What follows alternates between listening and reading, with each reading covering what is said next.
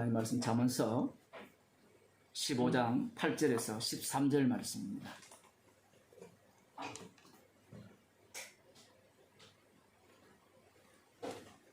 함께 읽도록 하겠습니다. 구약 성경 925쪽입니다. 악인의 제사는 여호와께서 미워하셔도 정직한 자의 기도는 그가 기뻐하시느니라. 악인의 길은 여호와께서 미워하셔도 의를 따라가는 자는 그가 사랑하시느니라. 도를 배반하는 자는 엄한 징계를 받을 것이요 견책을 싫어하는 자는 죽을 것이니라. 엄부와 유명도 여호와의 앞에 드러나거든 하물며 인생의 마음이리요. 거만한 자는 견책받기를 좋아하지 아니하며 지혜 있는 자에게로 가지도 아니하느니라. 마음의 즐거움은 얼굴을 빛나게 하여도 마음의 근심은 심령을 상하게 하느니라. 아멘. 기도하시겠습니다.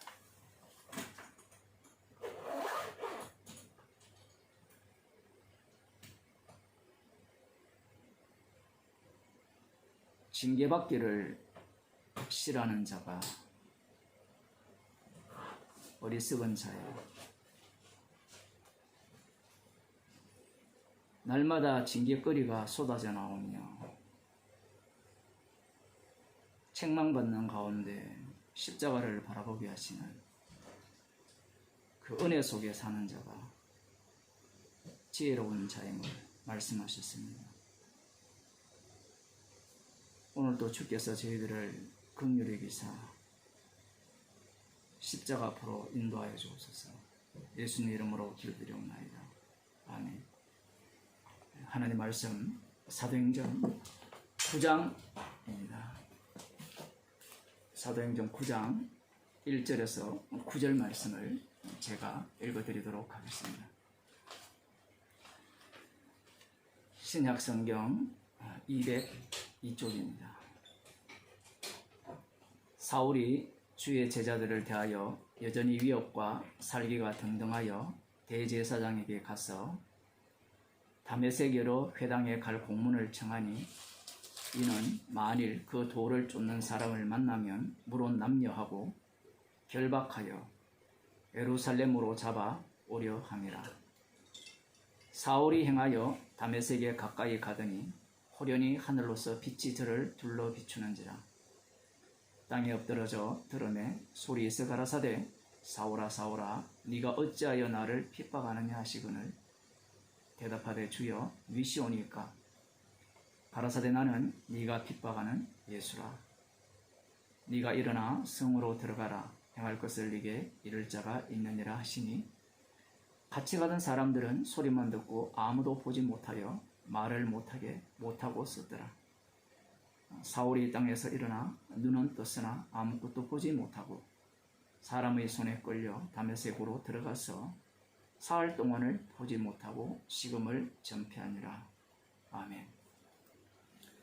사울이 주의 제자들에 대하여서 살기가 이렇게 충만하여서 주의 제자들을 잡으러 가는 겁니다. 공문서를 발급받죠. 오늘날로 말하면 압수수색 영장을 발부받았을 뿐만 아니라 곧장 체포할 수 있는, 현장에서 체포할 수 있는 체포영장까지 이렇게 발급받아서 다메섹이라는 성으로 주의 제자들을 잡으러 갑니다. 여기에 보면 이 사울이 이 주의 제자들에 대해서 주의 도를 쫓는 사람들, 우리 성경에는 주의 도를 쫓는다 이렇게 되어 있는데 헬라어 성경을 보면 주의 그 길 가운데 있는 사람 이렇게 되어 있거든요. 단순히 쫓는 정도가 아니라 이미 그리스도 안에 있는 사람들, 이 사람들에 대해서 왜 이렇게 살기가 등등한가, 이 부분을 우리들이 분명히 하지 아니하면 예수 믿는 사람이 어떤 꼴을 이렇게 갖게 되느냐라고 할 때는 사울 같은 꼴을 갖게 돼요. 사울이 왜 지금 이 그리스도 안에 있는 자들에 대해서 십자가의 길 가운데 살아가는 자들에 대해서 이렇게 살기가 동등한가? 그 이유는 자기 자신을 소개할 때 소개한 내용을 들여다보면 분명해집니다. 빌립보서 3장을 한번 보겠습니다. 빌립보서 3장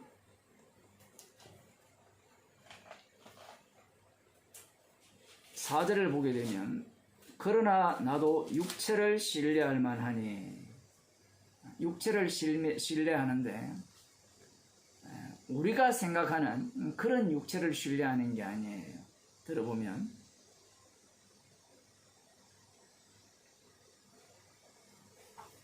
만일 누구든지 다른 이가 육체를 신뢰할 것이 있는 줄로 생각하면 나도 더욱 그러하리라.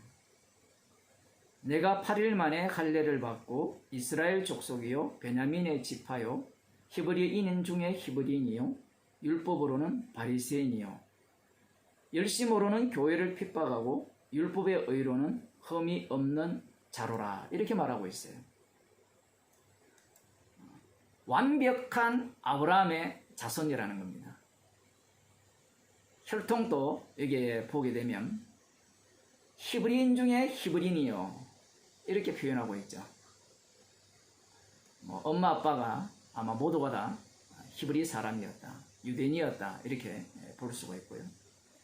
또 베냐민 지파다 라고 말하고 있고 율법으로는 바리새인이라 이렇게 말하고 있습니다. 이 말을 하는 이유는 나는 율법대로 살아간다라는 거예요. 그래서 그 끝부분에 보면 율법의 의로는 흠이 없다라고 말을 하는 겁니다.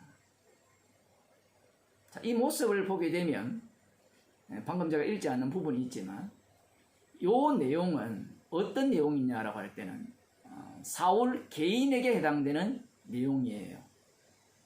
혈통이라는 것이 히브리인 중에 히브리인이고 난지 8일 만에 할례를 받았고 그 다음 베냐민 지파고 그 다음 율법으로는 바리새인이고 그리고 율법의 의로는 흠이 없다 라고 말하면서 자기 자신을 소개합니다. 여기까지만 생각하면 이 사울이 유대교회에 있으면서 어떤 생각을 갖고 있는가 하면 어떤 구원론을 갖고 있는가 하면 자기 구원론을 갖고 있는 거예요. 개인 구원론. 그런데 여호와 하나님께서 이스라엘 백성들을 애굽에서 구출해내실 때 개인을 구출해낸 것이 아니라 하나님의 아들을 구출하셔서 만드셨죠. 집단 구원이라고 하는 겁니다. 집단 구원, 이스라엘을 구원하시지 않았다면 이 사울이 교회를 핍박할 이유는 없어요. 사울이 지금 교회를 핍박하는 이유는 여호와 하나님께서 이스라엘을 애굽에서 구출하시고 구약의 선지자들이 예언한 그 다윗 왕이 목자가 되어서 다스리는 그 나라를 지금 기다리고 있기 때문입니다. 구약 자체에서 이미 개인 구원론은 없어요. 이상하게도 이 로마 제국 속으로 기독교가 편성이 되었죠. 그렇게 편성된 이후로는 이 모든 게 개인 구원론으로 바뀌어버렸습니다. 처음부터 복음이 아니었죠. 구약만 보더라도 유대인들의 그 모습에 대해서 너무 부정적으로 보기 때문에 사람들은 이러한 부분들을 의도적으로 이렇게 날려버리는 겁니다. 사울이 지금 예수 믿는 자를 핍박하는 이유는 여호와 하나님께서 개별 구원을 하시지 않았기 때문에 그래요. 하나님께서 하나님의 아들 이스라엘을 구원하셨기 때문에 그렇습니다. 그러면 왜 이들을 예수 믿는 자를 핍박하느냐라고 할 때는 여호와 하나님을 유일신으로 믿는 그들의 입장에서 예수라는 자는 다른 신을 섬기자라고 하면서 이적과 표적을 행하는 자였다라는 겁니다. 예수님 자신이 하나님의 일을 하시니 내가 일한다. 그리고 예수님께서 하나님을 나의 아버지라 이렇게 표현했기 때문에 하나님과 동등으로 여겼기 때문에 이것은 신성모독에 해당되는 것이다. 그러면 그를 그냥 내버려 두면 될 일인데 왜 굳이 그 예수를 제거해야 되는가? 그 이유는 구약 이스라엘 역사 속에서 이렇게 드러나고 있습니다. 율법에 보게 되면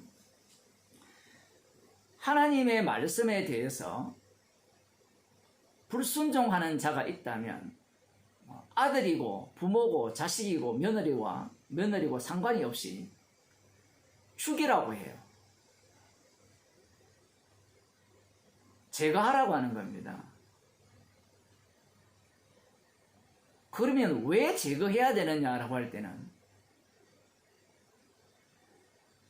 개인 구원용으로서의 예를 들어 개인 구원용 같으면 그 사람의 비로 안식일날 나무를 했다든가 율법을 범했을 때 죽이면 안 되겠죠. 그 사람도 구원을 해야 되니까. 그러나 하나님께서 구출하신 만드신 아들은 이 이스라엘이에요. 그래서 항상 이스라엘 가운데 악은 제거하라고 말씀을 하셨습니다. 안식일을 범한 자를 돌로 쳐 죽였다면 우상 숭배자는 당연히 죽여야 되죠. 제거해야 됩니다. 그런데 이스라엘 백성들이 이러한 율법을 알매도 불구하고 이스라엘 가운데 우상 숭배자가 있다든가 하나님의 율법을 위반하는 자가 있을 때 제거하지 않았다라는 겁니다. 물론 그들이 원한 왕이 세워지고 왕이 우상 숭배 속으로 이렇게 들어갈 때 백성들이야 왕을 제거할 수 없는 위치에 있었다라고 생각할지 모르지만 백성들의 마음이 곧 왕의 마음이고 왕의 마음이 백성들의 마음이었던 겁니다. 그 가운데 선지자들이 나타나서 등장하여서 말씀대로 돌아오라, 우상을 버려라, 과와 과부를 돌보라, 안식일을 지켜라, 11조를 하라 이런 외침을 했지만 듣지 않았어요. 듣지 않은 그 어떤 과정들을 들여다보면 그들의 생각에는 그 적은 누룩이 온 덩어리에 퍼진다는 그 신약의 말씀처럼 그 한 부분에서 뭔가 물이 샜다라는 겁니다. 그 댐이 있는데 댐 속에 작은 개미 구멍 속으로 물이 샜는데 이걸 제거를 했어야 되는데 제거를 못했다는 게 지금 예수님 당시에 남은 자 유대인들의 생각입니다. 조금이라도 문제가 있었다면, 율법에 어긋나는 게 있었다면 확실하게 그 자를 죽여야 된다는 것이 지금 바리새인의 생각입니다. 그래서 지금 이 사울이 예수 믿는 자를 핍박하는 거예요. 만일에 유대인들 가운데, 지금 유대인들이거든요. 지금 다메섹이라는 곳은 예루살렘에서 한 200km 떨어진 곳이 있는데 그곳 자체도 벌써 이 흩어진 나그네라는 말입니다. 어느 지역에 있든지 어느 회당에 있든지 어느 회당 속에 있든지 그들은 모두가 다 남은 자 속에 지금 포함시키고 있거든요. 사도행전 2장에 보면 그들이 다 이 절기에 예배드리러 올라오잖아요. 그들도 그 유대인들의 남은 자 속에 포함이 되는 겁니다. 그래서 이 남은 자들 가운데 만일에 불순물이 끼어 있다면 메시아 왕국이 세워질 때, 왕이 오실 때 이 남은 자들이 거기에 함께 들어갈 수 없다라는 거예요. 그래서 이 다메섹에 있는 그 회당에서 예수 믿는 자들이 있기 때문에 그들 속에서 이 불순물을 제거하려고 하는 겁니다. 그래야만 이제 자신들이 기다리던 그 메시아 왕국을 건설할 수 있다라는 거예요. 그러한 마음으로 지금 예수 믿는 자를 핍박하고 있다라는 사실입니다. 그 스데반이 죽을 때 그 죽임 당함을 마땅히 여긴 이유도 마찬가지죠. 우리가 생각하기에는 이런 살기들, 사람을 죽이려고 하는 이런 것들이 악하다라고 생각할지 모르지만 진짜 악한 분을 못 만나봐서 그래요. 예수님은 사람을 죽이는 정도가 아니고요, 지옥 보내버립니다. 지옥 보내는 게 잔인합니까? 사람 죽이는 게 잔인합니까?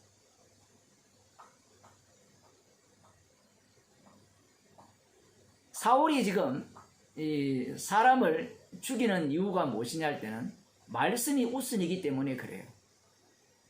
그래서 이 공문을 받아서 예수 믿는 자가 있다면, 그리스도 안에 있는 자가 있다면 그들을 잡아서 예루살렘으로 압송하여서 그들을 고문을 하든지 죽이든지 어떻게 하겠다가 하여서 지금 공문을 받아서 다메섹으로 가는 겁니다. 자, 여기에서 우리가 한 가지 생각해야 되는 게 이런 부분이에요. 사울이 지금 누구의 지시를 따르고 있느냐 이 얘기예요. 사울이 지금 누구의 지시를 따라서 예수 믿는 자를 핍박하는지, 잡으러 가는지, 안 그러면 스스로 그렇게 하는지, 이 부분에 대해서 우리들이 조금 생각을 해야 됩니다. 아까 빌립보서 3장 그 5절 이하에 나오는 그 내용들은 모두가 다 어떤 차원에서 이루어졌느냐라고 할 때는 할례야 자기가 원하지 않았죠. 원하지 않고 부모가 난 지 8일 만에 할례를 했지만 이후에 이 자의식이 생긴 이후에는 그 할례를 잘했다라고 스스로 의식하는 거고, 달리 말하면 내가 난 지 8일 만에 뭐 해주세요 이렇게 못했지만 내가 그것이 간절히 원하는 바였다라는 겁니다. 지금 이 사울이 누가 지시해서 월급을 주어서 그 월급을 받고 예수 믿는 자를 잡기 위해서 그 200km나 떨어진 곳으로 지금 가는 것이 아니에요. 200km 같으면 서울에서 대전 좀 더 넘습니까? 대구 가까이 됩니까? 상당히 먼 거리죠. 차를 타고 가더라도 뭐 엄청나게 오래 걸리는 거리인데, 당시에 뭐 빠르게 가면 한 4일 정도, 조금 오래 걸리면 한 6일 정도 걸리는 뭐 그러한 거리라 이렇게 얘기를 하고 있어요. 쉬운 길이 아니에요. 우리는 이 본문을 보면서 상상을 하죠. 뭐 이러한 길들이 아주 쉬웠을 거라고. 유튜브에 들어가 보면요, 그 예수님이 다니셨던 그 길들이 이렇게 잘 찍혀 있어요. 우리가 상상하는 것과 전혀 달라요. 옛날에 우리가 산길을 다녔을 때 뭐 그런 길, 뭐 그런 길이에요.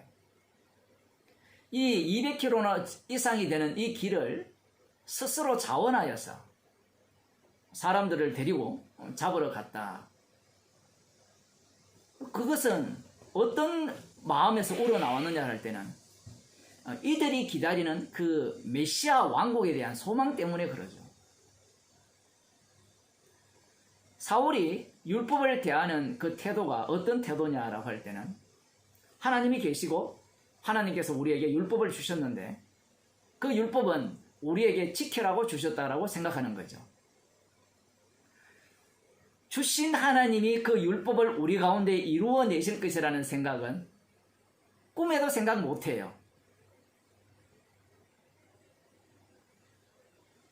그것은 예수 믿는 사람들도 마찬가지잖아요. 주 예수를 믿어라 그리하면 너와 내 집이 구원을 얻으리라. 주님의 말씀이거든요. 성령께서 말씀을 하신 거니까. 그 말씀하신 분이 그 말씀을 자기 백성 가운데 이루어내신다라고 사람들은 생각을 못하죠. 모든 것이 자기가 주인공이 되어서 이 말씀을 하나님이 말씀하시면 내 그 말씀을 받아서 내가 듣고 순종하겠습니다 라는 의식을 갖고 있는 거예요. 그것은 단순히 자기만의 개인적인 견해가 아니라 구약 성경을 냉정하게 합리적이고 논리적으로 들여다보게 되면 하나님께서 이스라엘 백성을 멸망하신 이유가 무엇이냐라고 할 때는 멸망시킨 이유가 그들이 하나님 말씀에 순종하지 않았기 때문에 우상을 숭배했기 때문에 멸망당했거든요. 그러니 이 구약을 읽는 이 바리새인들의 입장에서는 어떻게 그 말씀을 해석을 하겠습니까? 당연히 우리들은 저들과 달리 말씀대로 살아야 되겠다라는 생각을 갖고 있죠. 사울은 바리새인 중에 바리새인이거든요. 그는 그래서 자발적입니다. 모든 것이. 말씀이 있다면 말씀을 내가 지켜서 순종해서 하나님이 원하시는 그 남은 자를 만들어내겠다라는 겁니다. 그것이 지금 사울이 갖고 있는 사고방식이에요. 월급을 주지 않았는데 그러면 무슨 돈으로 이 예수 믿는 자를 잡으러 가느냐. 뭐 줬을 수도 있겠죠. 줬을 수도 있고 뭐 후원자도 있었을 수도 있습니다. 어쩌면 뭐 대제사장이 이렇게 경비를 대줬을 수도 있는데 지금 성경에서는 그러한 내용들이 전혀 없죠. 어쩌면 이런 상상을 한번 해보는 거예요. 천막을 팔아가지고 돈을 벌어서 예수 믿는 자를 잡으러 가는 경비로 사용하는 그러한 어떤 사울을 생각해 볼 수도 있는 거예요. 사울은 처음부터 끝까지 말씀을 대할 때부터 그 말씀을 지키는 것이 다 자기로부터 출발을 해요. 무슨 얘기인가 하면 지시자는 여호와 하나님이고 순종하는 자는 자기 자신이라는 거예요. 그래서 그 아까 빌립보서 3장 그 5절 그 뒷부분에 보게 되면 이렇게 말씀하고 있거든요. 내가 한번 볼게요.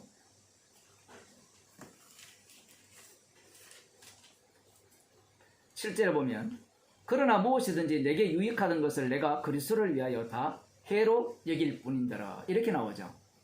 자기가 지금 한 모든 일들이 할례로부터 시작한 예수님을 핍박하는 율법에 의로서 흠이 없는 그러한 삶을 살아간 모든 것들이 자신의 유익을 위한 것이었다라는 거예요.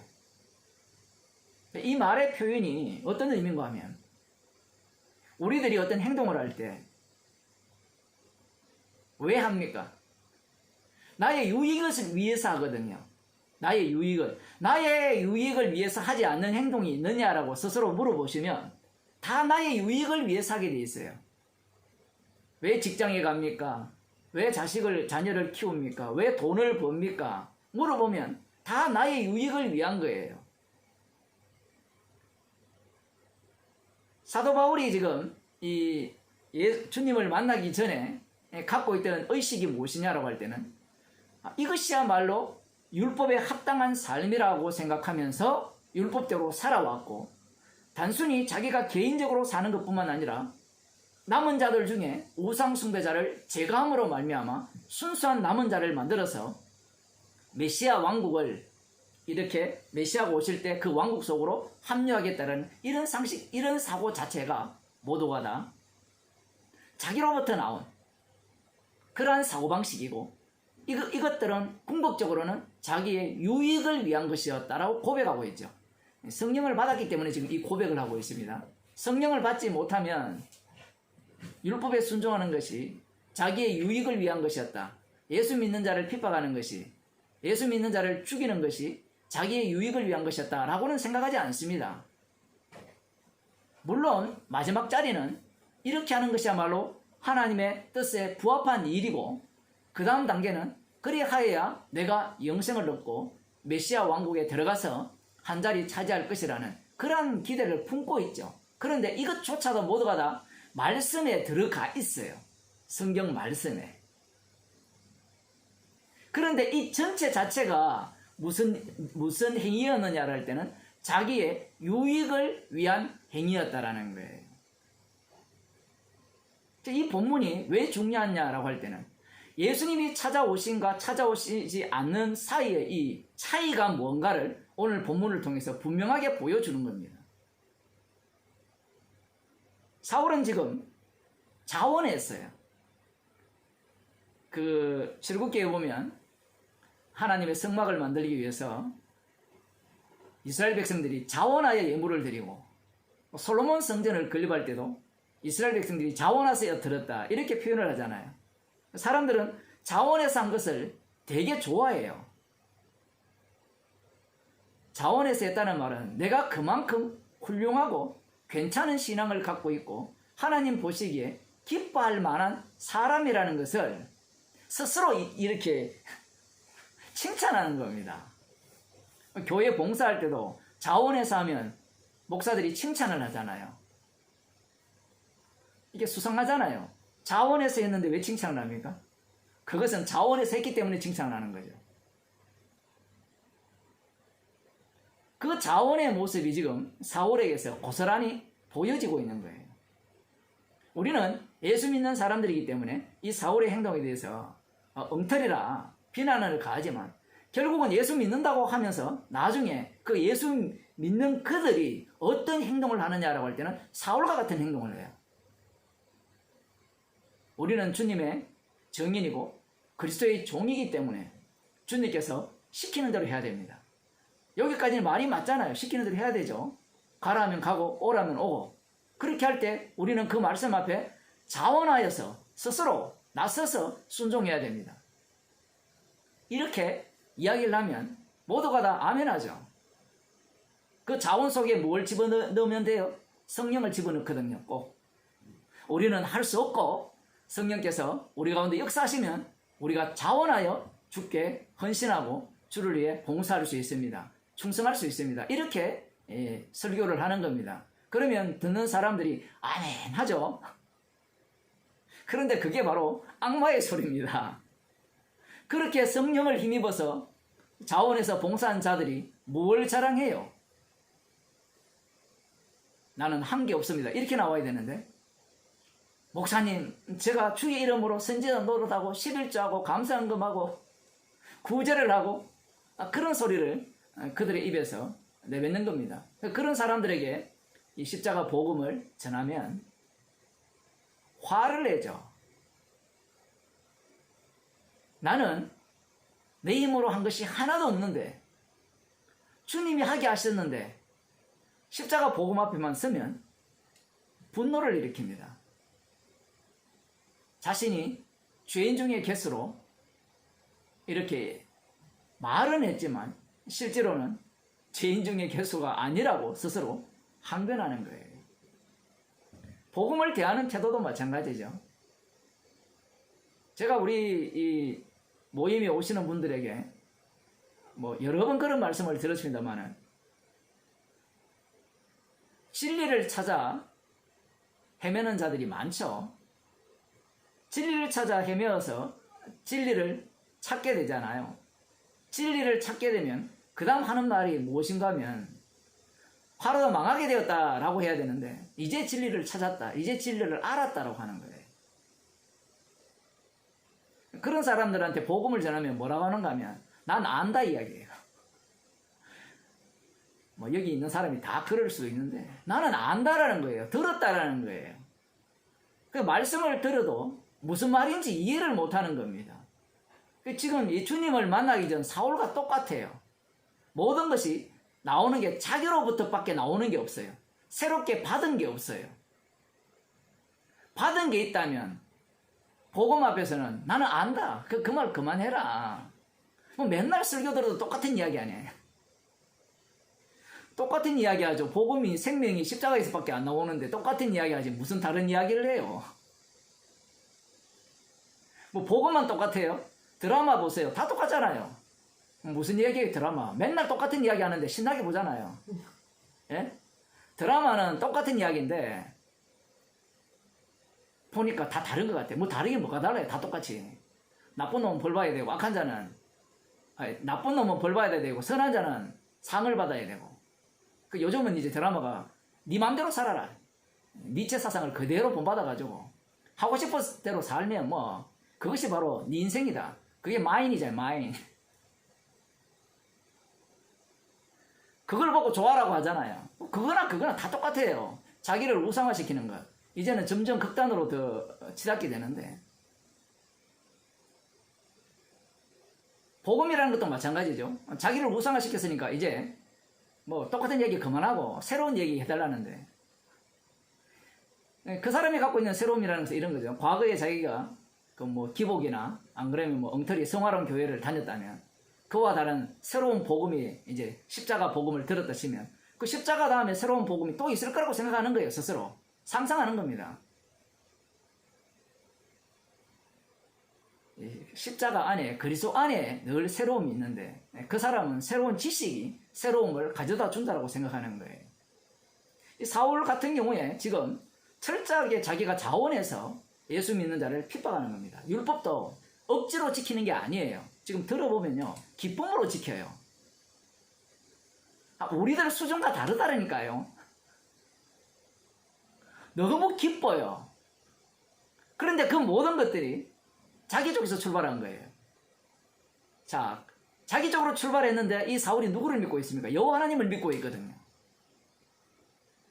여호와 하나님을 믿고 있는 그런 상황에서 지금 여호와 하나님을 향한 그 열심에서 이제 다메섹으로 예수 믿는 자를 잡으러 가는 중입니다. 다메섹에 가까이 왔을 때 이제 어떤 사건이 벌어지는데 호련히 하늘로부터 빛이 저를 둘러 비추는지라 이렇게 되어 있습니다. 다른 본문에서는 전체를 다 둘러 비쳤다 이렇게 표현하고 그 부분을 우리가 다음에 좀 다루기로 하라고요. 이 사울을 저를 둘러 비쳤어요. 사울만 이렇게 둘러 비춘 겁니다. 땅에 엎드려져 들음에 소리에서 가라사대.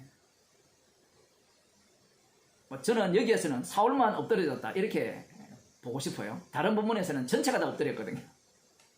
그때는 또 다르게 봐야 됩니다. 왜 엎드렸느냐? 그건 뭐 당연하죠. 우리가 보지 못했던 그 빛을 둘러 비치게 되면 당연히 엎드릴 수밖에 없는 겁니다. 자, 여기에서 우리라고 표현했는데 참 이방인에게는 잘 맞지 않죠. 뭐 우리한테 예를 들면 이런 거죠. 허연 옷 입은 머리 푼 이렇게 나오면 이렇게 하잖아요. 표현을. 지금 이 사울 같은 경우에는 구약을 잘 알고 있어요. 여호와 하나님께서 불꽃 가운데 모세에게 나타나셨거든요. 그런 식으로 나타나신 경우들이 있기 때문에 사울은 짐작을 한 거예요. 표현을 하자면. 빛을 봤으니까 사울이 이제 마음이 확 바뀌어가지고 복음을 알게 되었다 이런 거 아니에요.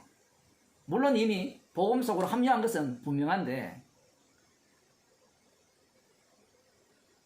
둘로 비출 때 땅에 엎드러졌습니다.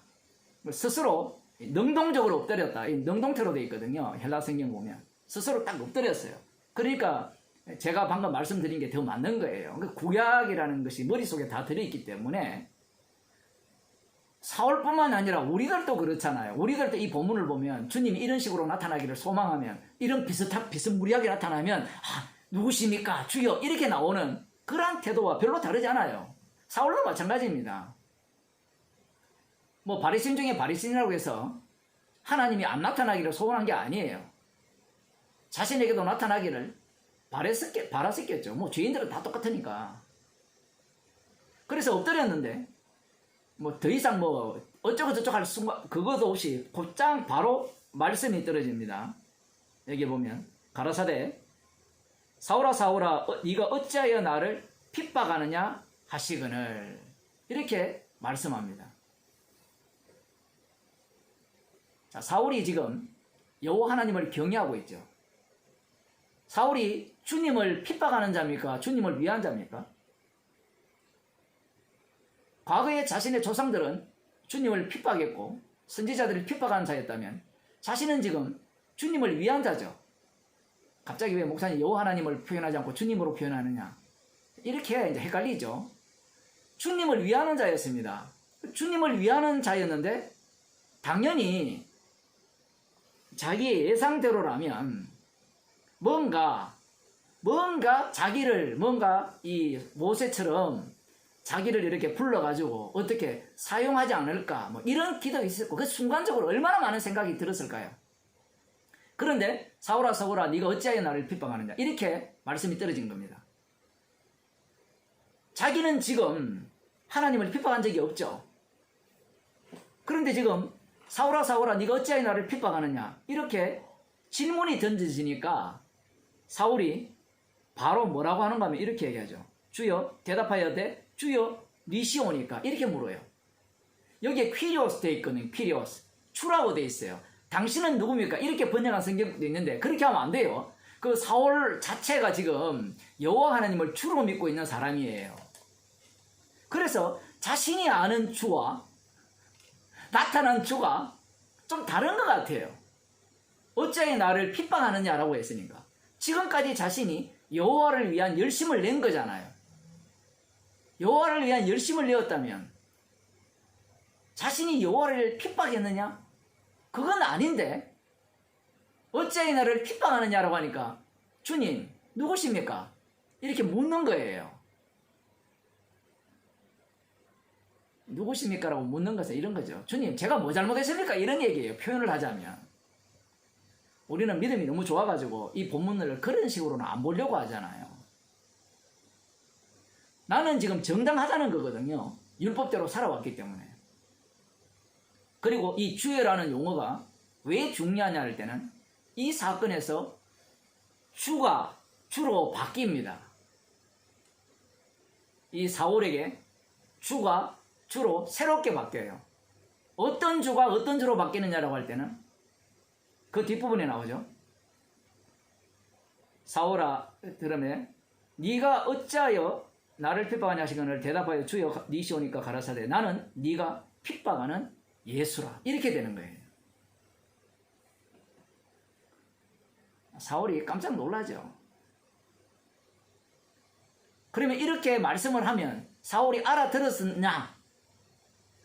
알아듣는 문제가 아니에요. 지금 주께서 이 말씀을 사울 속에 집어넣는 거예요. 알아들었다면 어떤 식이 되어야 되느냐 할 때는 내가 지금까지 여호와를 섬겼는데 이게 잘못되었구나. 내가 핍박하는 예수가 주님이구나. 이제 말을 갈아탑시다. 이렇게 생각하는 거예요. 사람들이 신앙을 이런 식으로 생각하는 경향이 많아요. 말 갈아타는 거. 그런데 이 신앙은 말 갈아타는 문제가 아니라 6에서 0으로 바뀌는 이야기예요. 말은 내가 갈아탈 수 있는데 6에서 0으로 바뀌는 일은 내가 갈아탈 수가 없어요. 그래서 이런 것이 문자로 기록되어 있으니까 내가 이때까지 주님을 핍박했구나. 그 주님이 그 주님이었구나. 핍박받는 그 예수가 진짜 주님이셨구나. 그래 그 예수를 믿어야 되겠구나. 왜냐하면 빛으로 나타나셨으니까. 그래서 말을 갈아타야지. 이제는 여호와를 전가하는 자가 아니라 예수님을 전가하는 자가 되어야지. 이런 식이 아니라는 거예요. 많은 사람들이 기복신앙 가운데 있든지 성화론 가운데 있다가 복음, 이 십자가 복음이라는 이러한 어떤 복음을 들었는지 안 그러면 가짜 복음을 들었는지 모르지만 들어보면 다 합리적이고 논리적이거든요. 성경적이고 말을 갈아타요. 말을 갈아탔다는 말은 여전히 이 사울과 같은 사고방식, 나로부터 계속해서 출발하는 사고방식을 갖고 있는 거예요. 그래서 그런 사람들이 이 복음을 들으면 항상 질문이 뭔가 하면요. 어떻게 살아야 됩니까? 이 질문이 나와요. 어떻게 살아야 됩니까? 어떻게 살아야 된다는 이 질문이 어떤 의미인가 하면 사울식이에요. 사울은 지금 어떻게 살아야 됩니까? 율법이 있죠? 예, 알겠습니다. 율법대로 제가 살겠습니다. 모든 것이 자기로부터 출발을 해요. 복음을 전하면 뭘 해도 죄라고 이야기하면 그럼 목사님 어떻게 살아야 됩니까? 또 보세요. 자기가 완전히 무너져야 되는데 자기가 부인되어야 되는데 자기가 부인이 안 돼요. 목사님, 제가 자기를 부인하고 주님을 쫓습니다. 전 죄인 중에 개습니다. 그걸 내가 다 알겠는데, 그런데 말입니다. 그건 그렇고 내가 어떻게 살아야 됩니까? 자기 속에 그리스도께서 살지 않기 때문에 그 질문이 나오는 거예요. 이런 사람 한둘이가 아닙니다. 그 어떻게 살아야 됩니까? 이걸 이제 그 사람들은 조금 그래도 뭐라고 할까요? 인간적으로 보면 양심적이라고 볼 수 있는데, 그런 질문을 안 하는 사람들은 자기가 말씀을 연구해서 말씀을 청청히 쌓아버립니다. 진리 체계를 청청히 쌓아서 그 지식을 쌓은 것을 갖고 하나님 뜻대로 산다고 생각해요.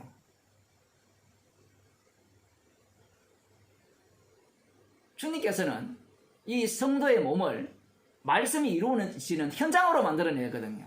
근데 그런 사람들은 몸을 어떤 현장으로 만드는가 하면 말씀을 청청히 쌓아서 내가 주의 진리를 알고 있는 자라, 이런 식으로 바꿔버리죠.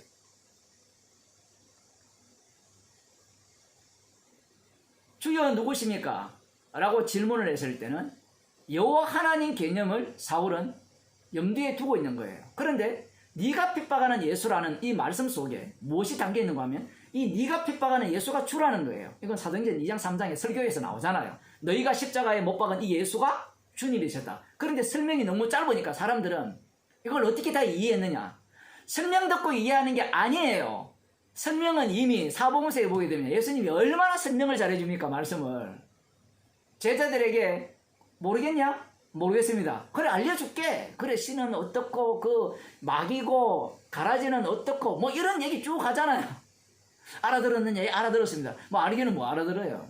하나도 못 알아듣죠. 성령이라는 분을 자꾸 우리가 갖고 있는 사고방식으로 다 재단을 내버리는 겁니다. 안다라는 말이 성경에서 나오기 때문에 안다라고 표현할 수밖에 없는데, 뭐 진리를 알지니 진리를 너희가 자유케 하리라 이렇게 표현이 되니까 그 안다를, 예수님의 말씀은 영의 말씀인데 육이 그 말씀을 듣고 육으로 해석을 해버리는 거예요. 그러면 그 안다는 것이 자기가 아는 것은 이것밖에 없잖아요. 성경의 진리. 이 유대인들이 사울이 이때까지 알았다는 그 진리는 엉터리고, 이후에 성령 받고 이후에 안 사울의 진리는 참된 진리다. 그걸 우리가 알아내면 진리 가운데서 자유케 된다. 자유케 될까요? 백날 해도 자유케 안 돼요. 이 죽을 때까지 인간은 자유케 될 수가 없습니다. 육이 있는 한 이 육신 덩어리가 우리를 끌고 다니거든요. 아까 김충지 집사님 말씀하셨잖아요. 코로나 맞는 게 겁나다고. 아니, 주님 가게 죽었는데 죽은 자가 죽음을 겁낸다는 것은 이건 신앙 없는 거거든요.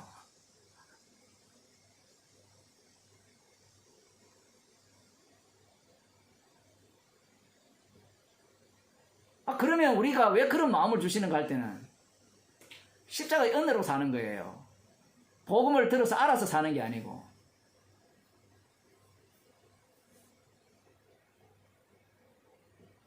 이 예를 들 때 조심해야 되는데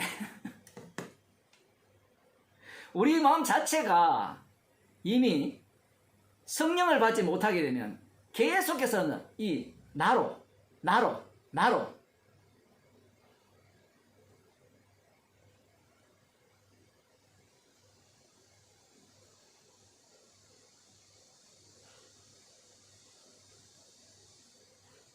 어떤 그 뭐 사본 같은 데는 이렇게 막 번역을 해놨어요.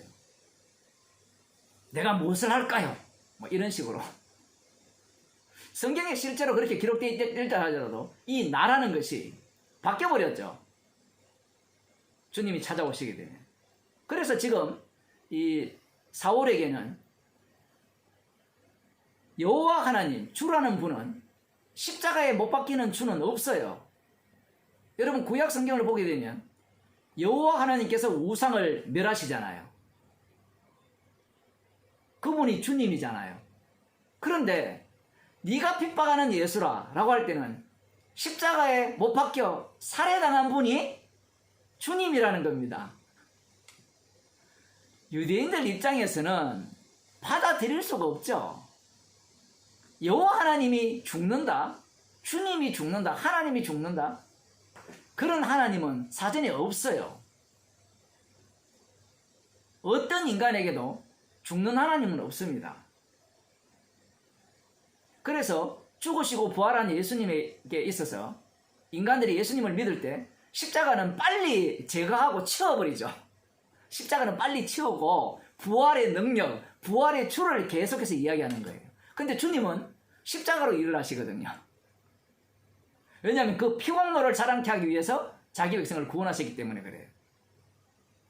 자기 백성 아니면서 자기 백성 흉내내는 자들은 그 피 앞에서 죄인이 되는 것이 아니라 피를 뒤집어 썼다라고 스스로 이렇게 인식하면서, 스스로 인식하면서 피를 뒤집어 쓴 나니까 내가 이제 주의 일에 본격적으로 나설 수 있다라고 한다든가, 안 그러면 뒤집어 쓴 자기를 또 자랑을 하죠.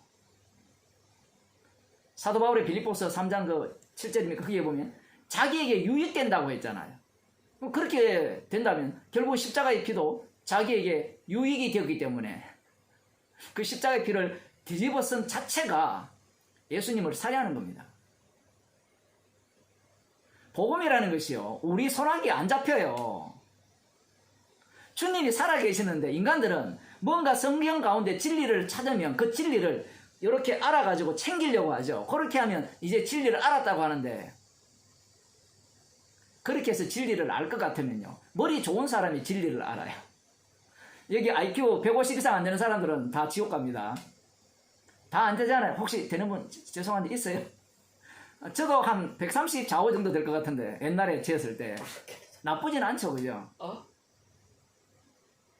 그게 뭐 진짜인지 가짜인지는 모르지만 만일에 그런 식이라면 모두가 다 고학력자, 뭐 박사학 이상 이런 사람들이 머리가 좋으니까, 하긴 요즘 뭐 돈만 주면 이렇게 주는 데도 있지만 카페가 내도 박사학위 줬잖아요. 그러니까 그런 사람이 있잖아요. 대통령 후보 나온 누구 뭐예요. 그러니까 그럴 수도 있는데, 복음이라는 것이 그런 식으로 되어진다면 똑똑한 사람들밖에 모이지 못해요. 그런데 똑똑함도 어때요? 나이 들면 어떻습니까? 낭만사님 젊으실 때는 총기가 이렇게 있었잖아요, 그죠? 그런데 이렇게 연세가 들면 어때요? 뭐 까먹죠. 뭐 다 잊어먹죠. 인간이라는 자체가 죽어가는 몸이기 때문에 아무리 총명해도 이게 나이가 들면 까먹게 돼 있어요. 그러면 그때는 그전에 젊을 때 쌓아놓았던 그 진리의 체계가 어떻게 돼요? 다 무너지잖아. 그러면 지옥 가겠네요.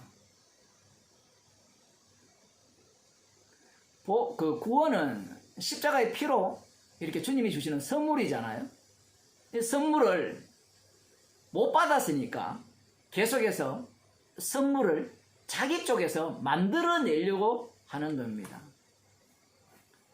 사울이 지금까지 그러한 인생을 살아온 거예요. 자기로부터 출발해서. 하나님이 계시고 하나님이 나에게 지시하셨으니까 내가 순종하겠다, 이런 방식이에요. 그런데 그 순종이 누구를 핍박하고 누구를 죽이느냐 할 때는 진짜 하나님을 죽여버려요.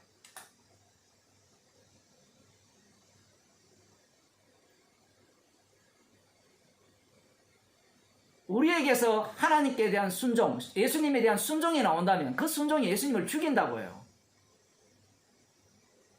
왜냐하면 순종한 자신을 버릴 수가 없기 때문에, 잊을 수가 없기 때문에. 그러니 우리가 말씀에 순종합시다. 말은 맞아요. 순종해야 되죠. 그 순종합시다는 그 말이 오히려 우리를 얼마나 악마적이 되게 하는가, 그런 것들을 우리가 말씀을 통해서 들을 수 있어야 되는 겁니다.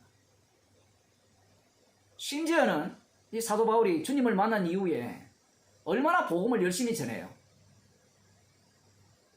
이 성물을 쏟아냈거든요. 성물을 쏟아낸 자신을 두고 뭐라는 거면 죄인 중에 괴수랍니다.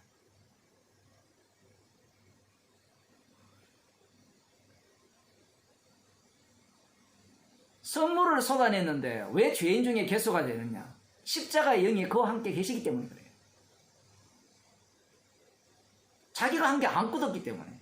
자기는 뭘 해도 죄밖에 짓는 게 없는데 주님께서 이 죄인을 통해서 선물을 이렇게 그 산타 할배가 그 보따리에 구멍을 뚫어놓고 지나가면서 흘리듯이 헨젤과 그리텔이 뭐 빵 부스러기 흘리듯이 그렇게 흘리고 다닌 거예요. 자기가 한 게 아니고 주께서 하신 거죠. 그러니 자기는 죄인 중에 갯으로 드러날 수밖에 없는 겁니다. 자기가 하는 일이 없어요. 자발적인 게 전혀 없습니다. 그야말로 가라면 가고 오라면 오고. 이 말을 오해하지 마세요. 순종이 두 가지 순종이 있는 거예요. 주님의 말씀이 그 사람 속에 임하여서 되어지는 순종과 주님의 말씀을 듣고 내가 순종하겠습니다는 그 순종이 달라지는 겁니다. 네가 핍박하는 예수라. 충격적이죠. 사람들은 이러한 어떤 경험을 하고 싶어 합니다. 어떤 경험? 아까도 그런 얘기를 했지만 나도 이 사도 바울처럼 예수님을 한번 만나봤으면 좋겠다. 뭐 그런 생각을 사람들이 갖게 되는데 그렇게 기대를 하면 그렇게 만나줍니다. 누가? 마귀가. 마귀가 그렇게 만나줘요. 그런 사람 얼마나 많습니까? 하나님 만났다는 사람. 이게 정말 웃기는 게 허연 도포 입고 나왔다는 거예요. 대부분. 옛날에는 다 그런 식으로 얘기하거든요.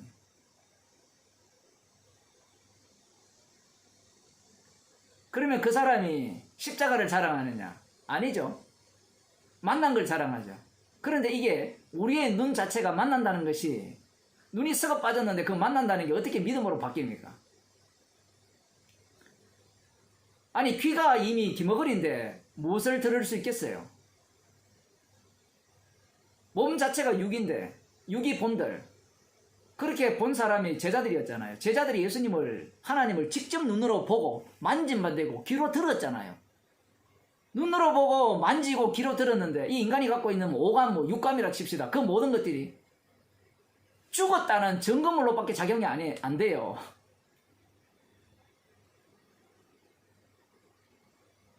주님이 찾아오시게 되니까 자기 자신이 바로 예수님을 핍박하는 죄인이 되고 이 주님을 살해하는 자가 되는 겁니다. 주님이 찾아오시지 않으면 죄인이 될 수가 없어요. 자, 그러면 이제 그 다음 단계를 한번 생각해 봅시다. 자, 이후에 이제 사도 바울은 이 경험을 기억 삼아서 신앙생활을 했을까요? 안 그러면 성령의 인도하심을 따라 살았을까요? 이미 우리는 앞부분에서 살펴봤잖아요. 성령 받은 자들은 기억을 갖고 사는 자들이 아니라 성령의 인도하심을 따라 사는 자들이죠. 성령이 인도하신다는 것은 날마다 사도 바울 속에 십자가 사건이 반복된다는 거예요. 나는 날마다 죽노라는 것이 그냥 나온 이야기가 아니에요. 예수님께서 하신 말씀, 날마다 자기를 부인하고 제 십자가를 지고 나를 따르라는 말씀이 이 사도 바울 속으로 들어가서 그를 이끄신다는 사실이에요. 많은 사람들의 그 이야기를 들어보면 나는 언제 예수님을 만났다. 이 구원파들 있잖아요. 그 몇 월 며칠 날 만났던 그 인간들. 그걸 기억으로 삼고 신앙생활을 하는 인간들. 왜 귀신 들린지 아시겠죠? 악령에 들렸어요. 악령에. 악한 영에. 악한 마귀가 그를 사로잡고 있는 거예요. 왜냐하면 그런 생각 자체가 성령을 완전히 무시해버리죠. 성령 인도하심을. 그때 몇 년 몇 월 며칠 내 예수 믿었다. 그 예수 믿은 그 기억을 갖고 살아가는 거거든요. 사도 바울이 이 과거를 기억하죠. 출애굽 그 사도행전 22장 그리고 26장입니까? 거기에 보면 두 번이나 이런 얘기를 할 때 그 복음 이야기하는 거예요. 자기가 무너지는 얘기고요. 그 사건이 지금 현재화되어 있다는 거거든요.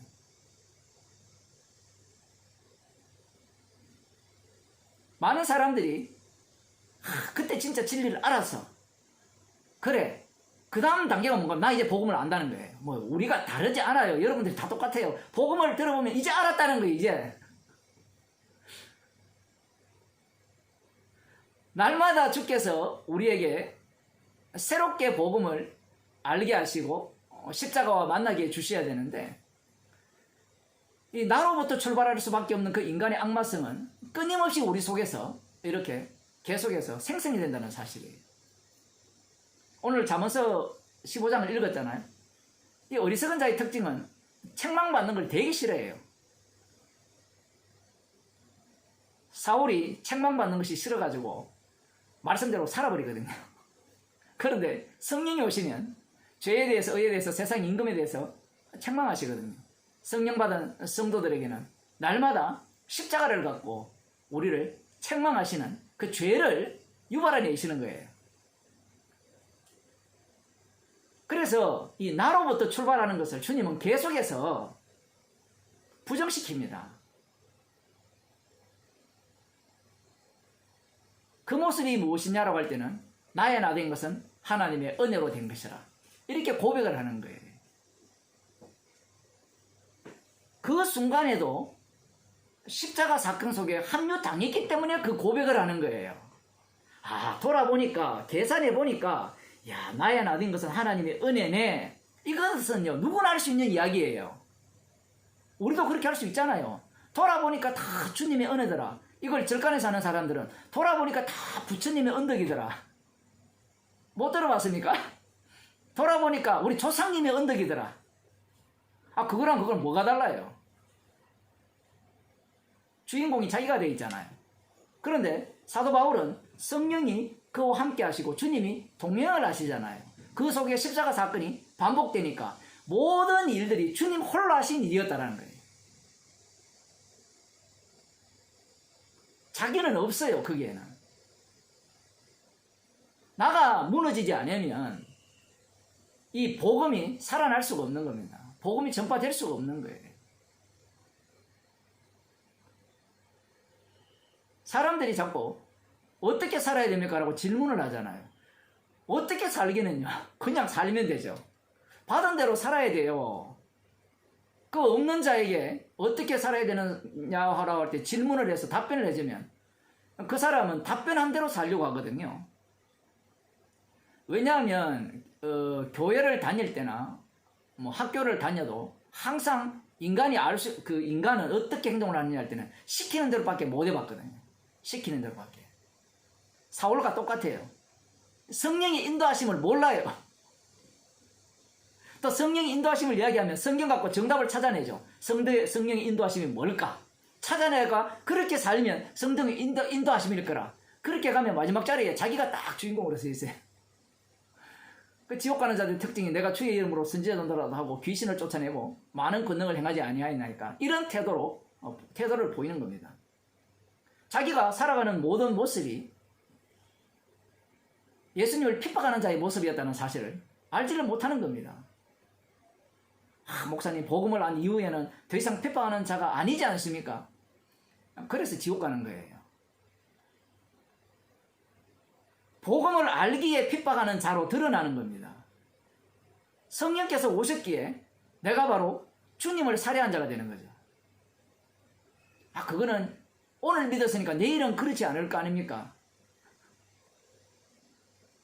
우리는 정인이지 우리 자신이 하나님이 아니에요. 주님이 아니에요. 그런데 사람들은 이 말씀을 사울처럼 보죠. 사울이 왜 말씀을 순종하려고 하는가 하면 자기가 하나님이기 때문에 그래요. 자기가 죄인이면요, 어떠한 말씀을 순종할 수 없다가 돼요. 순종할 수 없을 뿐만 아니라 첫째 아담만 있는 자로서 죽음 마땅하다는 겁니다. 실제로 그렇게 얘기하잖아요. 율법에 대해서 말씀하면서 율법이 정한 것은 죄를 더욱더 짓게 하기 위해서 주셨다는 거예요. 이런 사고방식이 어디에서 나올 수 있겠습니까? 저주받아 마땅하다 이렇게 돼야 되는데, 자, 이제 내가 복음을 알았으니까 이제는 저주받는 자가 아니죠. 나는 저 세리와 같지 않죠.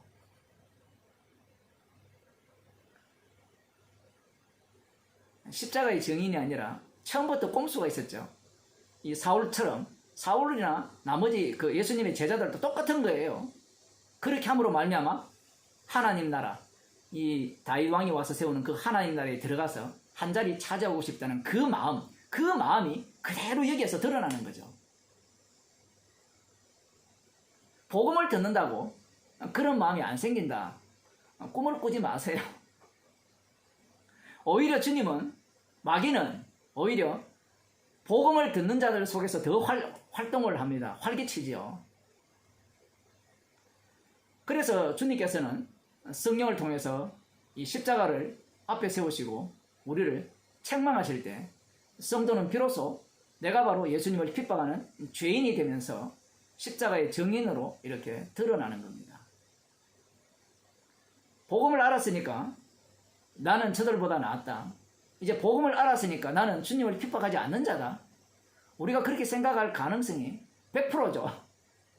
우리는 이 육을 입고 살기 때문에 항상 이 육의 요소가 그 영을 거스리는 것으로 계속해서 드러나는 겁니다. 아, 그러면 목사님, 성령 받게 되면 더 이상 그러한 것이 없어야 되지 않습니까? 라고 질문을 할 때, 그러한 성령론 자체가 바로 악마가 심어준 성령론이에요. 성령은 십자가를 증거케 하는 분입니다. 예수님에 대해서 증거하는 분이지, 우리를 온전하게 만들어서, 성경에 보면 온전케 하기 유익하다니까 그 온전을 어떻게 보느냐라고 할 때는 지가 상상하는 신개념, 하나님 개념의 온전으로 보죠. 그 온전케 한다는 말씀의 의미는 정말 우리가 세리와 창기가 된다는 이 말씀이에요. 그런 것들을 성령을 받지 못했으니까 자기를 날리지를 못하는 거예요.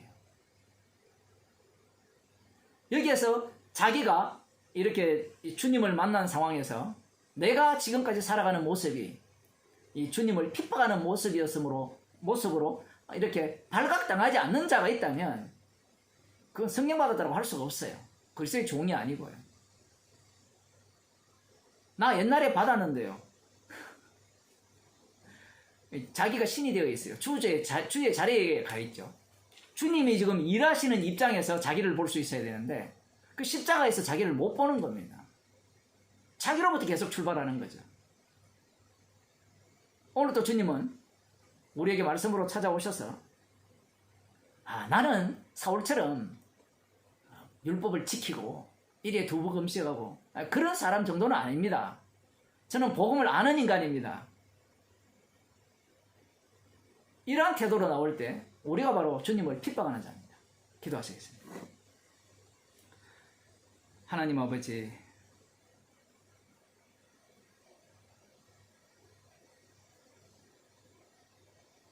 우리 자신이 주님을 핍박하는 자요. 주님께서 그러한 죄인으로 드러나게 하셔서 십자가 외에는 자랑할 게 없는 자로 저희들을 살아가게 하심을 감사하는 주의 백성이 되게 하여 주옵소서. 나로부터 출발하는 신앙이 아니라, 나를 위한 신앙이 아니라, 나의 이익을 위한 신앙이 아니라, 나의 이익되는 것을 그리스도의 복음을 위하여 다 해로 여기는, 날마다 해로 여기는 주의 백성이 되게 하여 주옵소서. 십자가의 피만 남겨지는 주의 백성으로 살게 하옵소서. 예수님 이름으로 기도드립니다. 아멘. 주님.